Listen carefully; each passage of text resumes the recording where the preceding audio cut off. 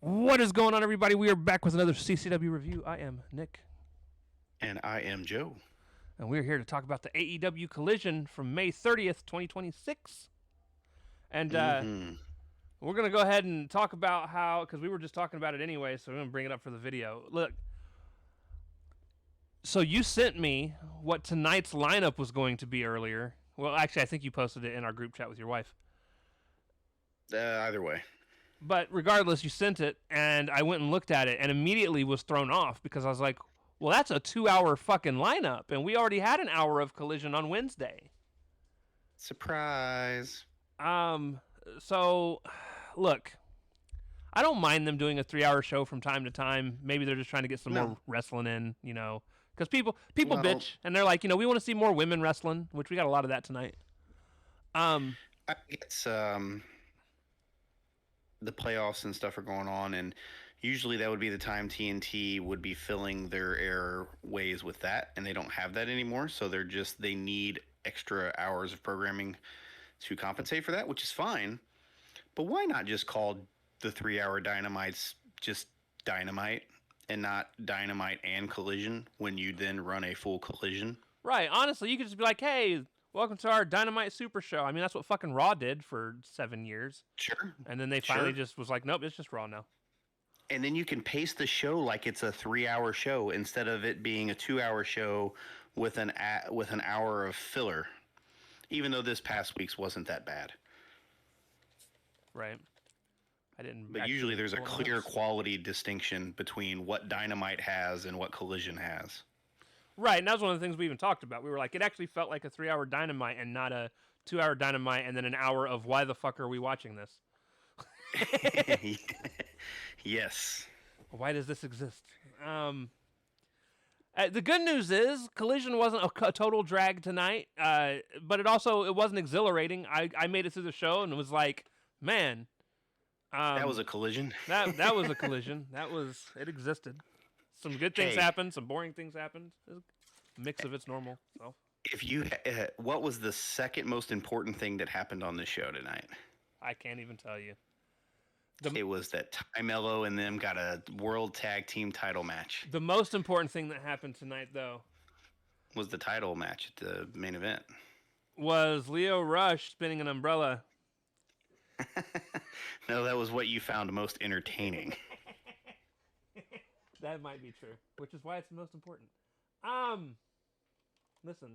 You just got really quiet. Did you step away from your mic? No, I was bending over to grab something. I see.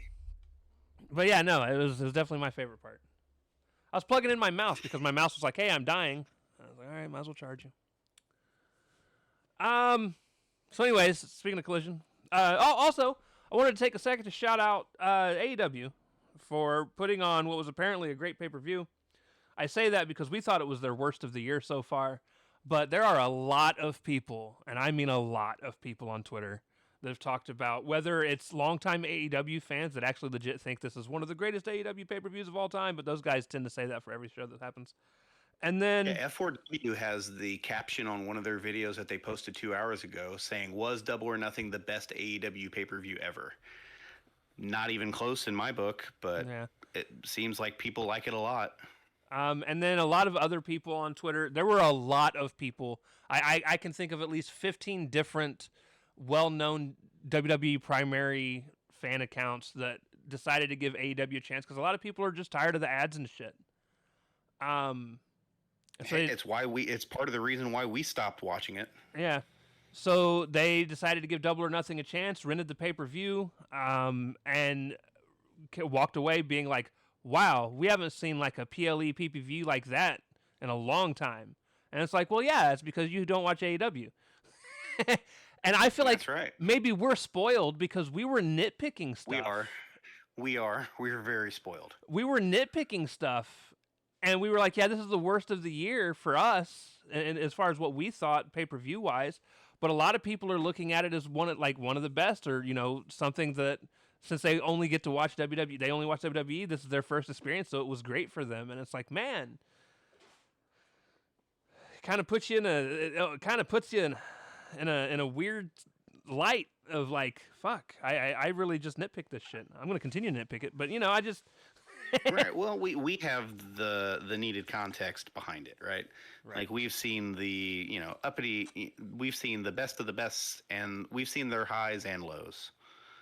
So that was Right. somewhere in the low middle. Um, Speaking of low middle, AEW Collision. Backstage, Takeshita's thankful for the conglomeration's help, and I guess he's kind of with them, which is a weird fix. Like I don't. Well, got to stick talk in a faction so they can speak on his behalf because his English isn't very good. I know, but like the conglomeration. Who else? Are you going to put him with the ass boys? You could. I mean, you could have, or you could have put him with. You also could have put him with the fucking Death Rider, since they're Don't say the faces Death now. Riders. No, no, no, no, no, no. They've got an Osprey, so they don't need a Takeshita too. Spray. Anyways, but yeah, he's thankful for the conglomeration's help, and they hand him a backpack and they walk out, and he looks so confused. Yeah, that conglomeration be conglomerating. Also backstage, speaking of which, Trent Beretta is tired of conglomerating, and it makes him sick.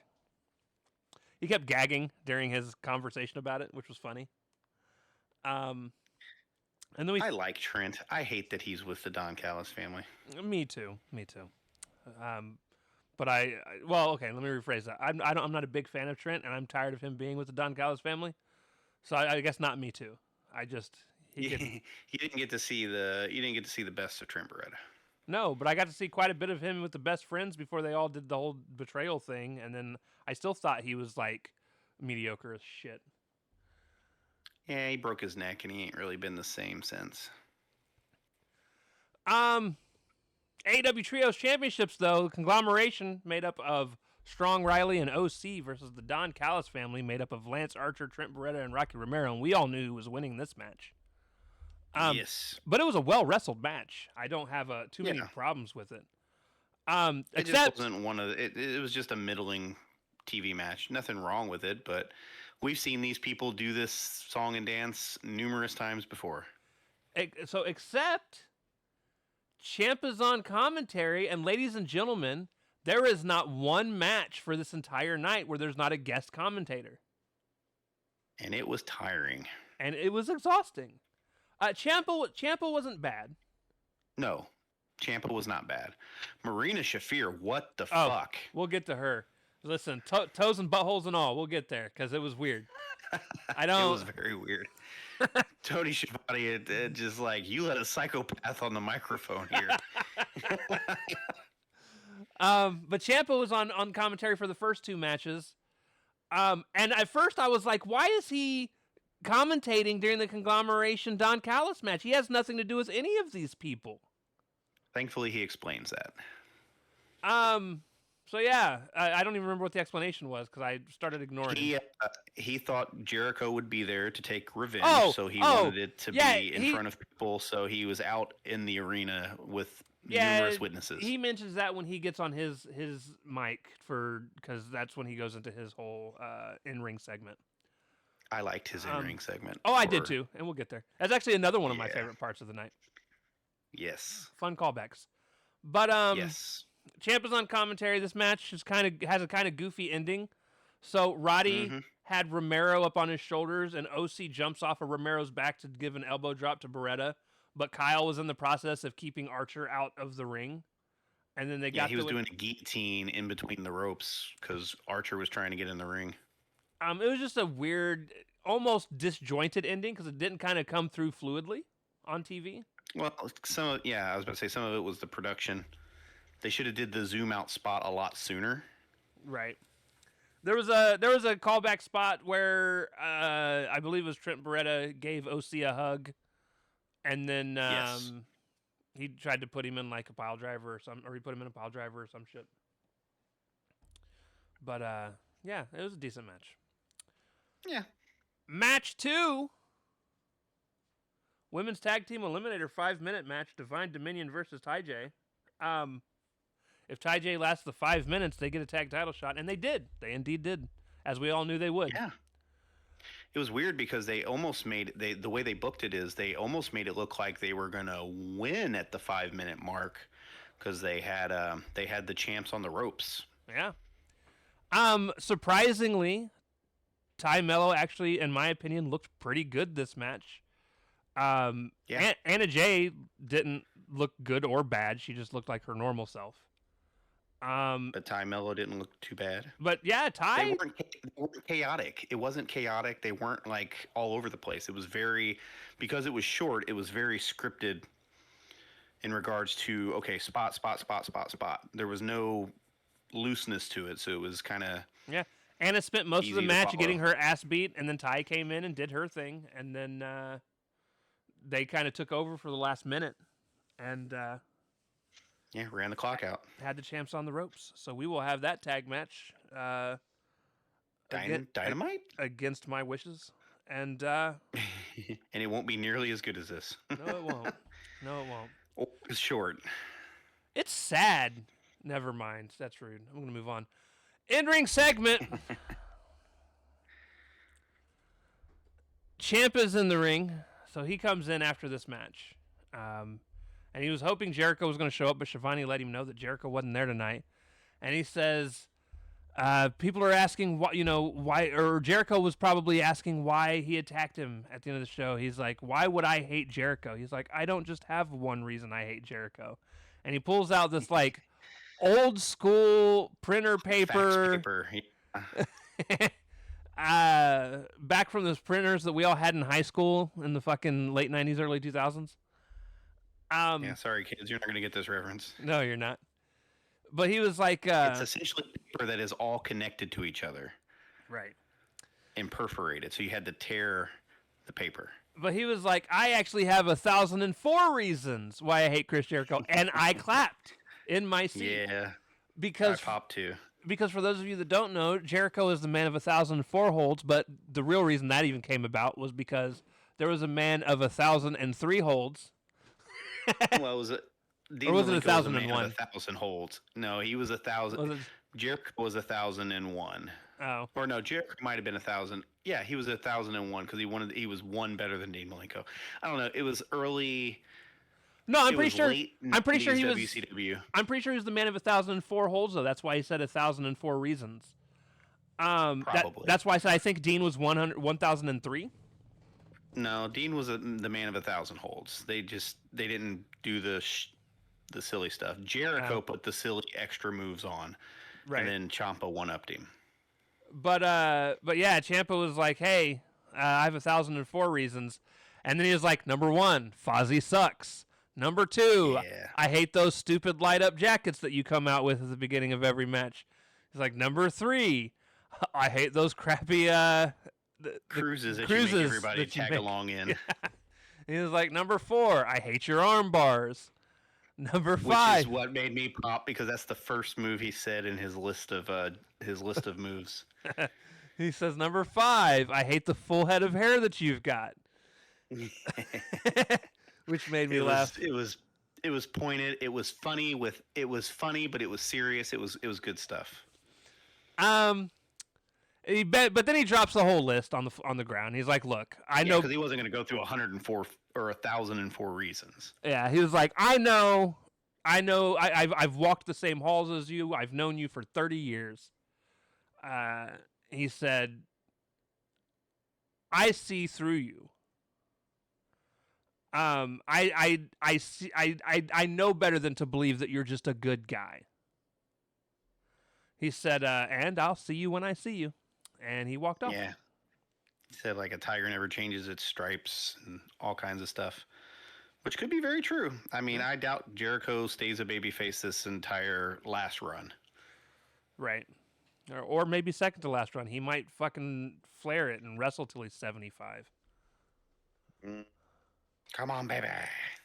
Let's not do that. Match 3, Hazuki versus Maya World. I won't say any of the mean things I texted you about, but please don't. We will. Could you unsee it when I texted you though? Anyways, I was slightly behind, so I fast forwarded to catch up to find out what you were talking about. Anyways, and yes, they were running away from each other. So Persephone's on commentary. Listen, I never want to hear her talk for that long again, ever. Not. I don't. No. I don't listen. Keep her to small promos. Almost nothing she had to say brought anything to. I see like 10 of you, Shivani. Like, shut up. I get you're trying to sell the whole mist in the eye thing, but you're overdoing it. Yeah. I forgot that even took place. Oh, I was so tired of it. Anyways, Hazuki ended up winning with a top rope senton after setting it up with a pretty cool little lung blower she set up in the corner. She set him up for like the Shattered Dreams, like Goldust used to do. And then she kind of springboarded and she lung blowered him. Blowed him. Lung blowered them. That's a weird sentence. Yes. Overall, though, this match was just pretty meh. I don't know if it's because it's Hazuki or if it's because Maya's still not had a whole lot of experience on TV, or a combination. These ladies haven't really worked each other, so it's not like they had just glowing chemistry. Nothing was really screwed up. Everything looked safe. So I mean, it was a TV match. But yeah, so we got this match pretty much because Hazuki's supposed to be wrestling Persephone in the Owen, yep. Next week on Collision. I don't know why they didn't just go ahead and do the fucking match. Like, why are we waiting like 2 whole weeks to do any more Collision, like any more of the women's matches? Makes no sense. Because the final of it will be at the next pay-per-view, and then the culmination of all this stuff. Yes, probably. Which is and in then 2 the weeks. Culmination of all this. 3 weeks. Well, 3 weeks, and then the culmination of all of this is in August. So. Yeah, I'm just saying they got some ground to cover. Because they gotta get there. Forbidden Door is the Sunday after my birthday, so that would be like the 26th or 7th. Right. So late June. Late June. But yeah, match was pretty meh. We have a segment where Tony Schiavone gave us a remembrance of Dennis Contry.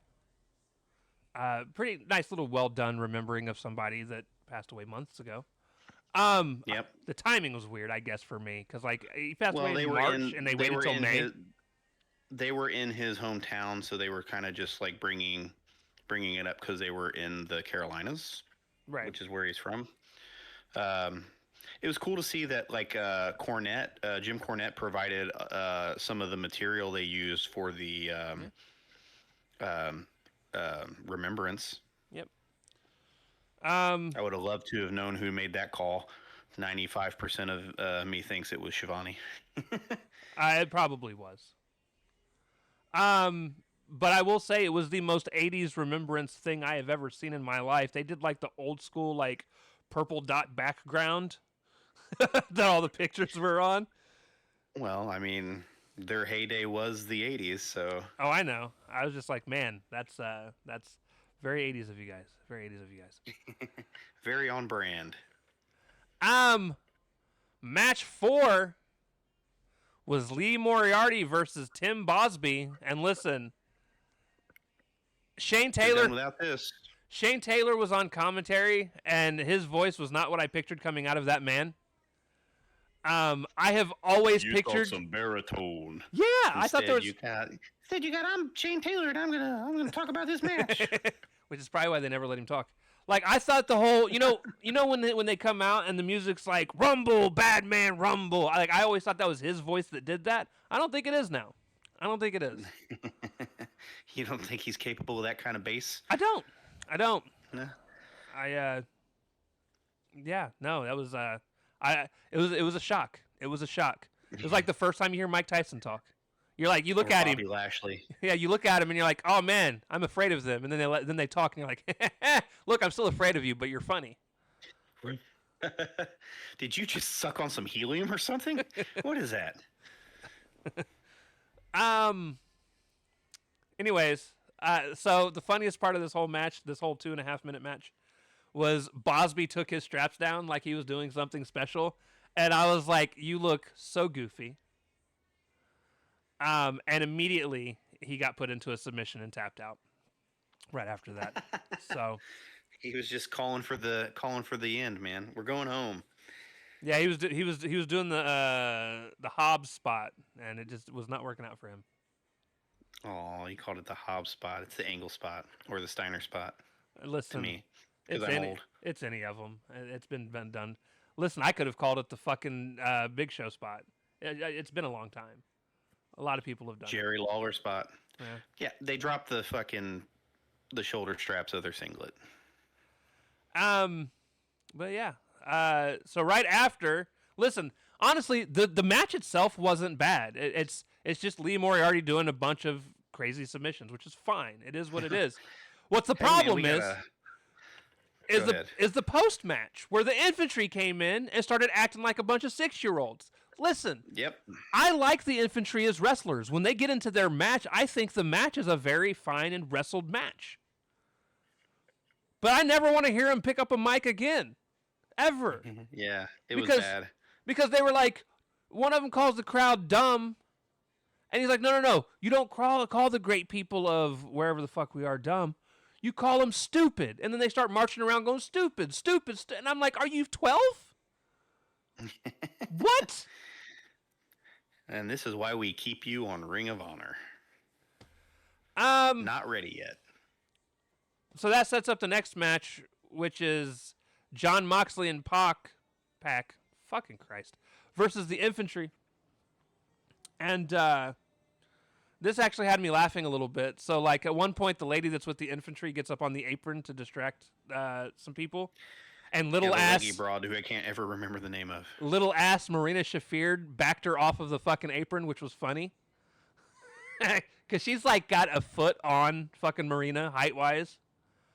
Yeah, Marina would twist her up like a pretzel, though. Oh, in real life, absolutely. Absolutely. But it was just funny to see. The dynamic was great. It was... Right. The lady that's a head and a half taller than her and just backing away from the little crazy lady. Exactly. So, yeah, she chased her off. At one point, Shane Taylor had the best punch of the fucking night. He caught off the commentary and punched Mox right in the dome while the ref was busy trying to corral the infantry.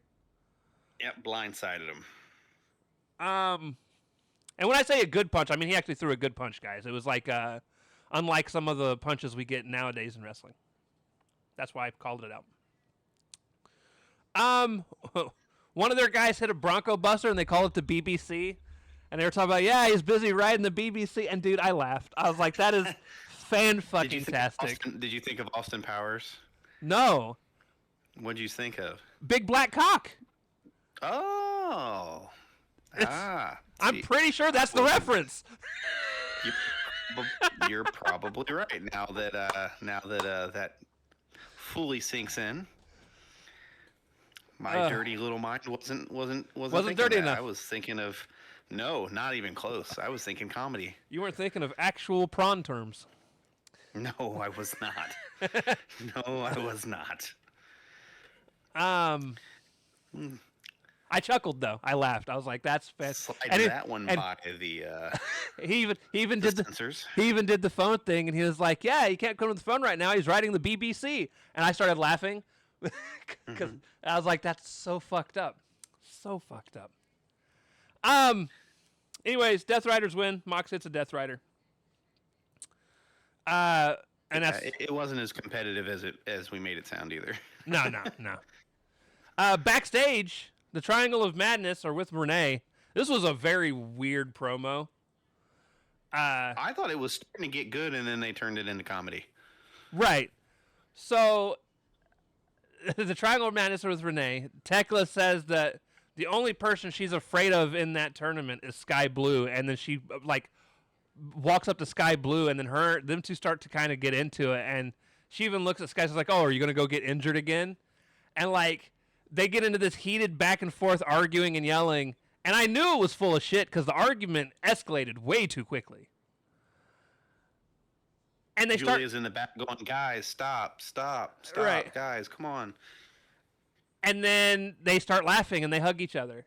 And then Tekla's like, "Look, all you guys are a bunch of dumb bitches. Nothing's going to get in between us, and nothing's going to get in between me and my championship." I'll be honest.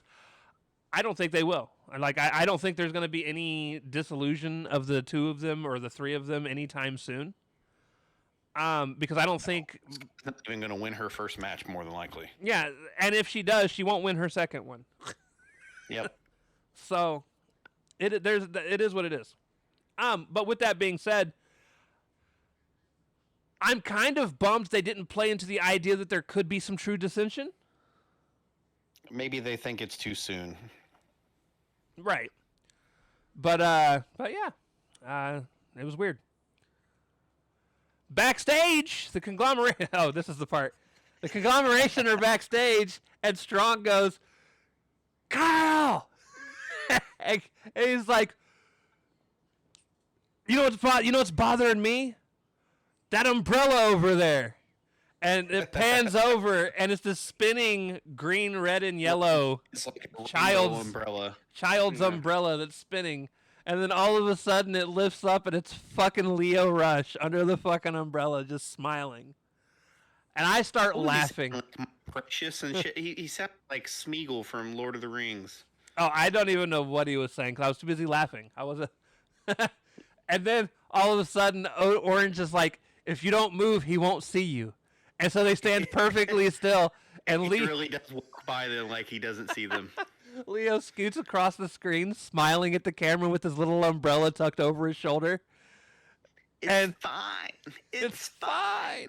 And he goes off screen. And then Orange goes, oh, I didn't think that was actually going to work. And then they walk off. And I start laughing hysterically because I'm like, look, Leo is going to be the comedy character I need right now. At least he's getting screen time. Yeah. I mean, he's a good wrestler, too. So I'm glad that... Sure. Dude, that thing where he, like, runs on all fours in the ring and shit. Oh, it's wild. It's wild. It freaks me out, almost. The good news is he's short enough. It's not much. He doesn't have to crouch that low. All of his extremities are the same size, so he can do that. It's weird. And then we get an in-ring segment. The dogs come out, and they're supplying their own disposable cameras, even though they don't think the crowd knows how to use them, because they're going to do a new 5-second pose that's going to be called the Guns Down. However, before they even get a chance to do that, the Guns music hits. And I get excited because I get to watch the Guns wrestle, and I'm a big fan of the Guns now. I have been for a while. I've been bummed that Colton's been injured. Yeah. And this actually ends up being a really good match, minus one spot that really annoyed the shit out of me. Yep. By the way, Mox is on commentary for this match, for who knows fucking why. You're like, what the hell is me? You were messaging me like, why the hell is Mox on commentary right now? Yeah. So while the dogs were doing their thing, Mox was doing push-ups on the side of the fucking ring. I don't know if you noticed. I did not. But I was like, why is he still fucking out there? And then it's because he's going to be on commentary. So he's on commentary. The dogs come out. And listen, I am 100% okay with Clark Connors doing the spear. He needs to stop doing the pounce because he's starting to do it to everyone bigger than him, and it looks stupid. Yes. The pounce needs to be reserved for people with actual size and stature. That way it accomplishes what it's supposed to be, which is just a bouncy throw. If he was pouncing a Garcia or a Leo Rush or more understandable, even though he's around their same size. Right, it would be more understandable, and those were the size of the people he started off doing it on. But he's had like 3 in a row where the people are like twice the size he is, and I'm like, dude, it looks like shit. Yeah, they have to bump off that, so it'd be one thing if it was just like a basic shoulder tackle.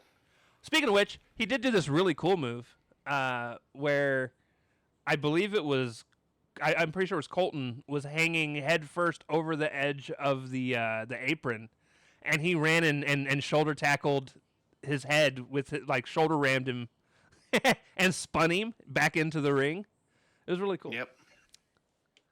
But yeah, no, do a shoulder tackle or something. But this pounce thing, it's no good. It's too much at this point.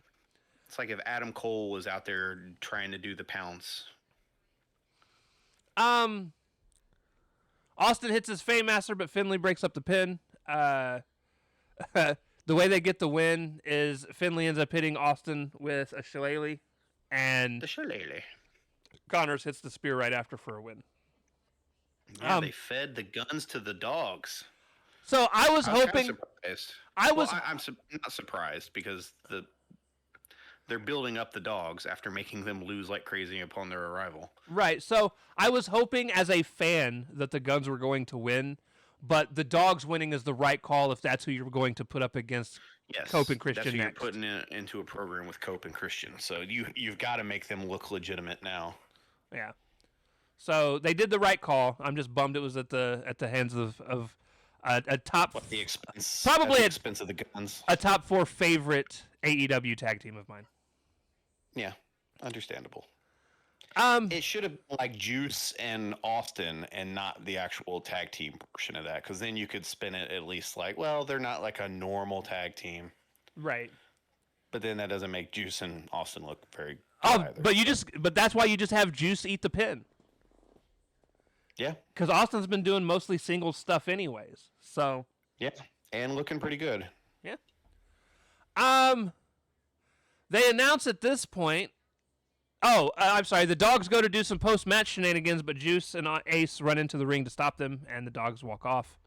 And then they go in and they announce what they're going to be doing with the TBS title, which is very weird. So they're going to be having 6 one-on-one matches over the course of the next couple weeks. And those one-on-one matches are going to come up with 6 winners that are all going to be in a, I'm just going to call it a 6-pack, a 6-way match for the TBS title. Yeah, it's like a scramble. Yeah, so it'll be interesting to see who all gets to go ahead to go into it. Yeah, because some of the people look like they're some of the people from the Owen. Like they showed a graphic for Athena. Listen, they were showing which- graphics from a lot of weird shit. I know. I'm thinking Athena's winning the Owen, so maybe she won't be in it. But I don't know who they. I don't know who they choose to do this. I Unless don't you either. just There's stat just because stats dependable. there's gonna be at least 1 or 2 CMLL Stardom people. And then there. So the losers of the Owen immediately go into this. No, well, I mean, they might go into the singles matches for determining, but what I'm thinking is, so there was that one lady that's dressed up really cool that's with CMLL, that has been doing some stuff with AEW as well. She's a masked wrestler. Yeah, I know who you're talking about. I can't remember her name, but I know who you're talking about. Yeah, I don't remember what her name is, but yeah, I'm guessing she could be involved in it. Along with a couple others. There's that one really big chick that works for CMLL. They could get involved as well. That fucking monster of a lady. Actually, I think she might be injured, if I remember correctly. I don't remember. She's injured and she's actually in Stardom. Yeah, you're right. If you're thinking Stardom. of the one that was from the pay-per-view A couple pay-per-views ago. months Yeah, ago. she was a fucking monster, but she was really good in the ring. Yeah. But yeah, so that's how that's gonna go. And then to break my fucking heart, match 7 is Jake Doyle and Brian Cage versus Jimmy Wild and Tommy Mars, which is the most Rock and Roll Express inspired fucking tag team I've seen in a long time. Kristen looked over at me and was like, "Well, that's the 80s looking tag team, the most 80s looking tag team I've ever seen."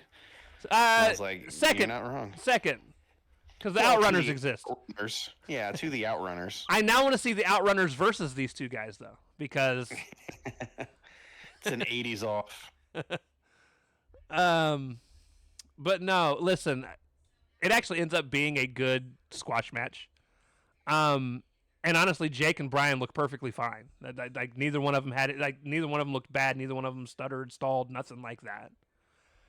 You just don't want it to be Brian Cage and Jake. No, You want it to be. I would rather Brian be the national champion and let Jake and fucking Davis do what they were doing. I disagree with the Brian Cage thing because I don't want to see Brian Cage with the national title. But I don't know what you do. you've got to do something with him. He's back and he's cleared. Because Doyle and Davis had a very similar style, like very similar. Yeah, and the name sounds better. Yeah, Doyle and Davis, or Davis and Doyle, whichever way you want to go with it. It just rolls off your tongue better. With that being said, and what's so funny is my exact words on Dynamite were, man, I hope we don't get Brian Cage and Jake Doyle teaming up. Yep. And they turned around immediately. You spoke it into existence. Yeah, I did. So yeah, we got. Listen, they manhandled these two guys. Listen. So they won by Doyle hitting the powerbomb pin for the win, but in the process, Brian Cage did the corkscrew pile driver, which I don't think I've seen in a while as a move. And he does it every now and again. I got worried when I seen him drop an old dude for a second. I was like, oh, he's gonna kill him. Well, he's got massive thighs, so as long as they land on his thighs, they're fine. Right. But yeah, it was cool though. I got to see it, and corkscrew pile driver is still my favorite finishing move in Revenge. Scott Steiner for the win. That was my main. Match 8, main event. AEW International Championship match. Konosuke Takeshita versus Daniel Garcia. It's amazing to me how many people. It's not amazing in a I'm surprised way, right? Because Takeshita's name is not a normal Japanese name. However, it is fun to watch people that are watching AEW for the first time, giving their reviews of something.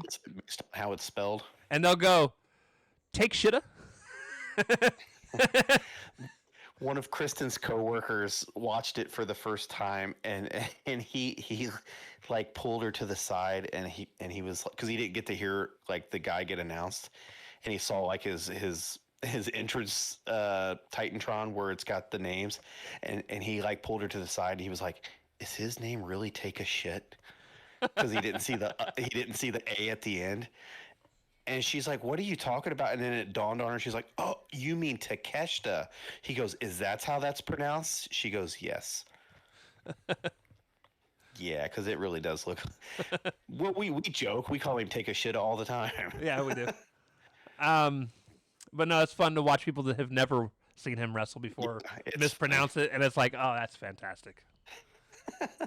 Yeah, you're not going to be able to sound that out as it's written and get the right pronunciation there. So as Takeshita was coming out, it was while Doyle and Cage were leaving, and they tried to run through the refs. Listen, these tiny ass refs and security guys are a third the size of these two behemoths of men. Right, they could have been throwing them off left and right. But they didn't get to him. So it is what it. Well, until later. So this match honestly went longer than it needed to, but we knew it was going to when we realized there was 14 minutes left in the show when the match was fucking starting. Yeah, I messaged you and like, "Are you ready to see Daniel Garcia get way too much offense in on talk?" But the match ended up being pretty good. So it was fine. I loathe Daniel Garcia's style of wrestling. There was this really fun part where Talk was cornering Garcia, who was on the ground, and he was scooted himself from the middle of the ring all the way out to the outside of the ring to get away from Talk. He looked scared for his fucking life. It was fantastic. Okay, and then things get weird. We mentioned it earlier. We go to commercial break. And we come back from commercial break. And Shafir's on commentary. And initially, I'm like, oh, cool. They're going to let Shafir talk for a little bit. And then they let her talk. It was a mistake. Because her very first sentence was, Daniel Garcia better get in there and make his toes touch his butthole. And I went, what? He's not exaggerating. It's literally what she was saying. And Tony Schiavone caught off guard. I might have been more caught off guard than he was. He's like, what? She goes, his toe in the butthole. And I went, Like she had to explain it to him. I still didn't get it. Oh, Jesus Christ. Nigel's like not my style of wrestling.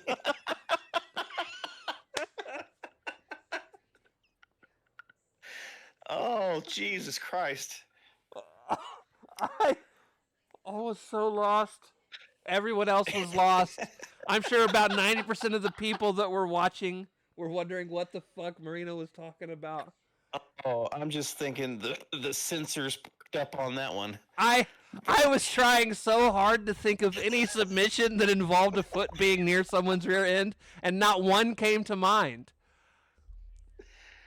Oh, Jesus. It was I've now got questions for Roddy, if I'm being 100% honest. oh man.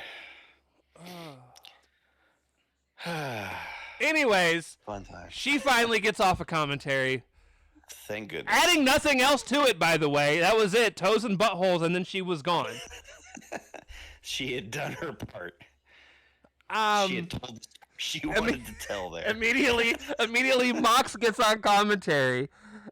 And Shivani goes, you let a psycho take over on Mike. And, dude, Mox started laughing, because he obviously has no clue what she said, because he wasn't near her. But I'm sure he has an idea. Yeah, he was kind of befuddled, but he just kind of went with it like, yeah, she kind of is. Oh, man, that was fun. Anyways, Tak hits his pile driver into German combo at the end of the match and then hits a Raging Fire to get the win. Yep. Post-match, the Don Callis family run out and start jumping Tak, and John's like, I really don't like these guys. So he gets up because he's going to go run in to, I guess, fight 1-on-12 with them. 2-on-12 at this point. Which brings out the DR. Which, when they get up, when he gets up to go in, Shane Taylor Promotions shows up out of fucking nowhere and takes him out so that he can't interfere. Yep. So then they're going through and doing their thing. The Death Riders come out to help John. All of a sudden, Lee Moriarty tries to get Nigel's shit. Nigel's done with it. He takes off his headset. He starts fucking fighting. At this point, Speedball Mike Bailey's music hits. He runs out, and then the conglomeration are following him. I'm wondering why Speedball's even involved, because he's got nothing to do with anything going on here. Nope. Wasn't wearing fucking shoes. Oh, he had them on. He took them off when he got to... Those were his shoes in the ring. It was dumb. So he took them off so he could run and jump off the turnbuckle. Which it actually isn't dumb, because if you're somebody that's used to your grippers being on the turnbuckle to do your moves, I understand it. I just could do without it. Just not, exactly. And it was pure chaos. Look, I actually liked the chaos. I loved when Raw used to end like this when I was little. Yes, but the quality of work, the quality of people doing the giant schmozzes at the end of Attitude Era fucking Raw, and the hodgepodge of talent that you had in this. Yeah, if drastically. If this would have had like Davis and Fletcher involved, and not RPG Vice and Lance Archer, who were only used on Collision, it would have been a different story. But I mean, Okada and Fletcher and Andrade and the Death Riders and the conglomeration. I did pop. Taylor. I did pop for Nigel. Yeah, got in there and started wrecking. Well, some of the Shane Taylor people he's been feuding with. And listen, shout out to Orange Cassidy having the most creative fucking shirt I have ever seen in my fucking life. It's just his face sideways. Well, it's perfect though. So it's his face sideways in a perfect position that when he puts his glasses to hang off his shirt, it's his face wearing the glasses on his shirt. It's fucking ingenious. Yeah, I like his merch. His older shirt where it's like a yearbook picture is like one of my favorite shirts. You saw the one like Roddy wears now, where it's Roddy, but it's Roddy's picture on his shirt? Yes. Yeah. So yeah, it was a schmoz, just a all schmoz, just crazy bunch of shit going on. Faces stand tall in the ring by the end of it. Yeah. Even it would have been better. They don't do this enough. Like, when you had like a big melee back in the day, the bell person would be like ringing the bell to like try to like make it seem like it was urgent, like we needed to like get them separated and stuff. They don't do that in AEW, and they should. Also, It heightens it. this is the type of shit you do when you're setting up like an Anarchy in the Arena match, by the way. I just want to point that out. Like just some nonsense brawl for no reason, which is what this was. That's kind of where I was going, though. They didn't do this to set up the Anarchy match. No, not at all. It was promos and just I'll find people but because they don't like you. But I bet you there's going to be some weird mixture of 5-on-5 for Collision next week that's going to be like... it's some 10-man fucking match. It's going to be 2 Death Riders, 2 Conglomeration, and Nigel versus...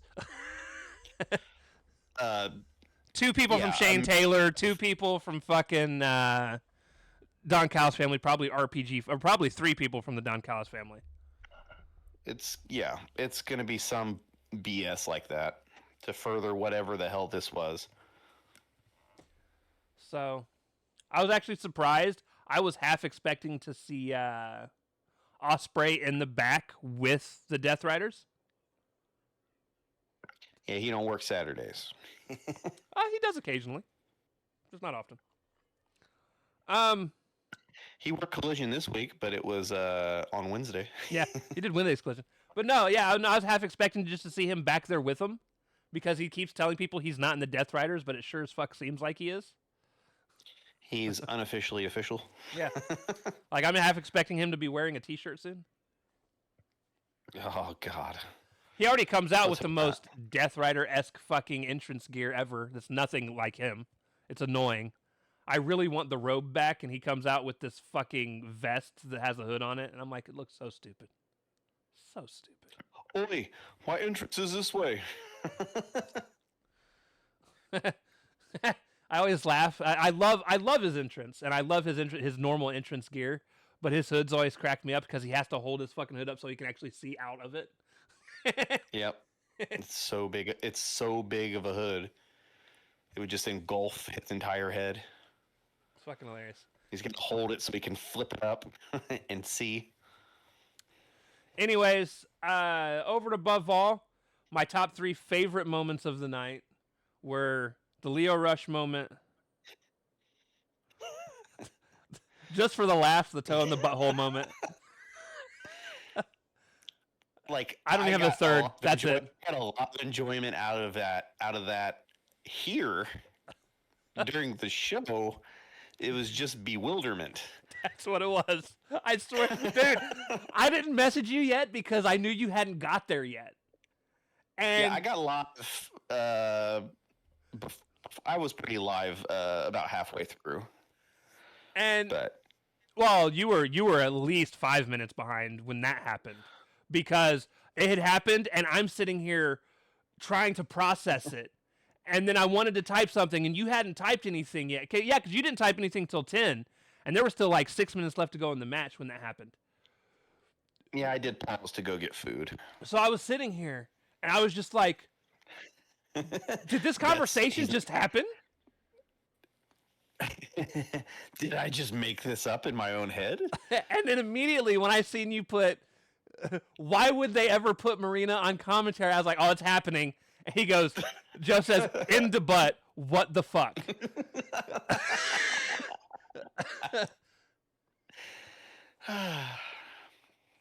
So, yeah, that was... Marina, you're at least good for some laughs this week. Yeah, I don't... Please don't ever fucking do it again.